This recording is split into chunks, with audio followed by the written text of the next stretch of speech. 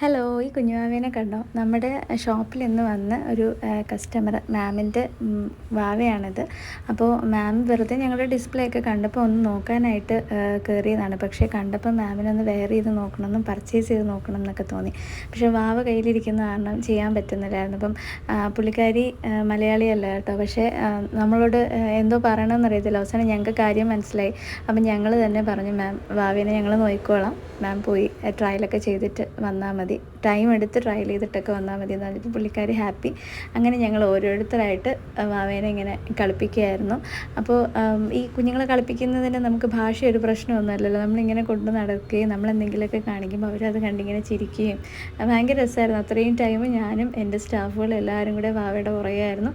അപ്പോൾ മാം പർച്ചേസൊക്കെ ചെയ്തു, മാമും ഹാപ്പിയാണ്, മാം ഭയങ്കര സാറ്റിസ്ഫൈഡ് ആണ്. ഞങ്ങൾക്ക് താങ്ക്സ് ഒക്കെ പറഞ്ഞു അത്രയും സമയം വാവേനെ നോക്കിയതിന്.